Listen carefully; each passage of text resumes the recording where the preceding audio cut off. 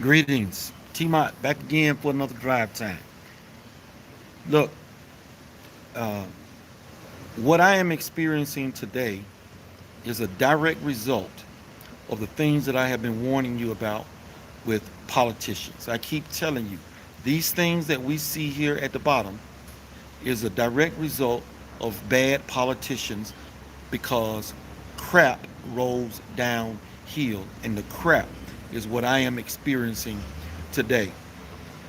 Unlike some, and I'm not talking about you guys because I know you care about your parents as much as I do. But unlike some that are uninvolved, they don't care. They just comply. They just go along with the BS.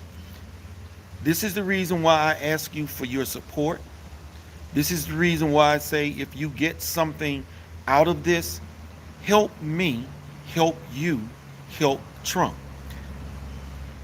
Go to GraysonForGeorgia.com and support what we're doing because the effort has to come from the higher level to get rid of this nonsense. Now, as I expected, the doctor just came out and talked to me. We sat outside, we talked, and um, he said, your father wants to go home, and I can't force him to say. See, that's that special circumstance that I explained. He said, but I am convinced we need to keep your father overnight. Now, this is not to give him no COVID test. None of that is involved. And I explained the history, and I told him about my encounter with a cop. And he said, as a son to another son, I understand exactly what you're talking about. I don't know what happened with that situation with the cops and the security guard, and I don't care. I needed to talk to you because I need you to get your father to agree to stay overnight so that we can do the observation and help get him where he needs to be. My father couldn't walk 10 feet and back. Uh, Something's going on, needs to be checked out, and idiots, these idiots, all they had to do was allow me to talk to a nurse and explain that when you ask my father what's wrong, he is going to tell you nothing and that he wants to go home. So I just got off the phone with my father. I said, Dad, do you love me? He said, yeah, yeah. You know I love you? Yeah, yeah. Dad, I need you to let them keep you.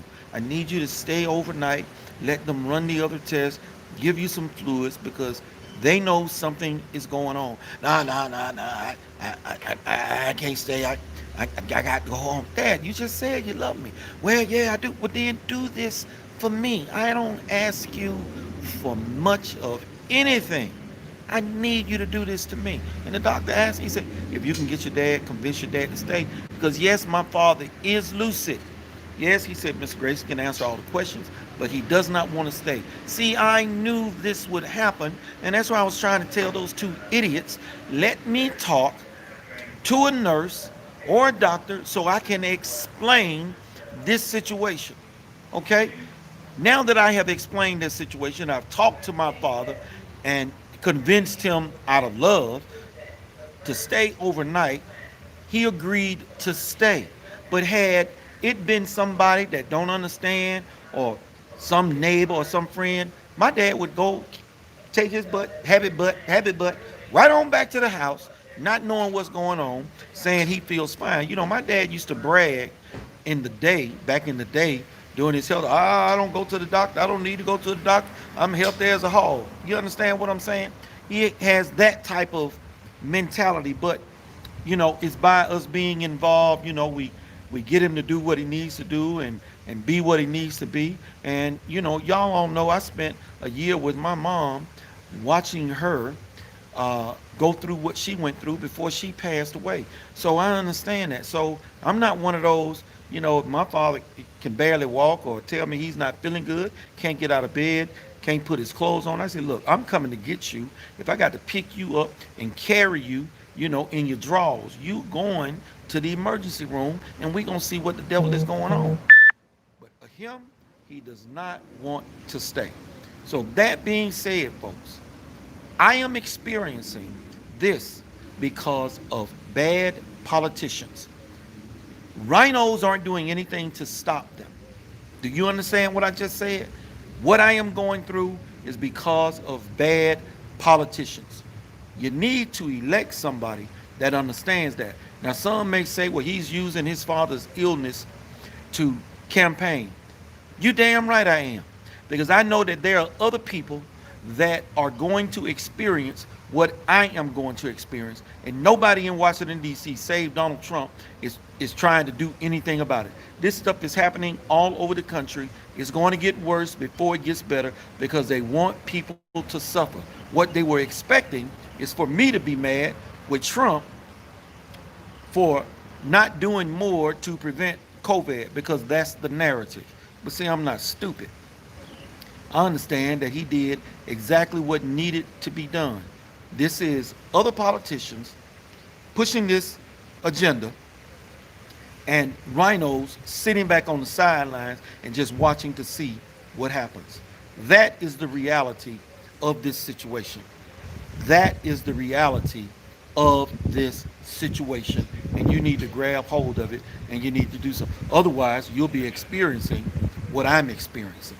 Okay? So if you got something out of this video, GraysonForGeorgia.com. I am going to keep speaking the truth. Wherever I experience this BS, I'm going to let you know about it so that you can prepare yourself. And also, lastly, before I close, when the cops came, the video was online. Listen at how I interacted with them. When I interacted with the stupid security guard, he was more concerned about his title. I say, so I tell the guy what's going on. He goes and gets you another security guard. You're not a doctor. I am a security officer. I don't give a damn what you are. We're talking about my father. I don't care nothing about your title. All right? Your badge says security. So you're a security guard as far as I'm concerned. And you saw how I interacted with the police. I was not irate. I was not cursing. None of that. I was not going to get a beat down put on me for being stupid. You have to know how to deal with law enforcement when you encounter them. This allows the good in them to come forth. Now, while he might have been dismissive, yeah, right. He listened to what I had to say and he didn't walk up, sir, step outside. Sir, put your hands behind your back. Sir, you're trespassing. Because that's the reason why they called. The security guard called the cops saying, I'm trespassing. All right? Because I want to speak to a nurse practitioner, a doctor, and explain situation about my father, which I should have the right to do. I should have the right to do that. T-Mod out, drive time. Till next time, peace.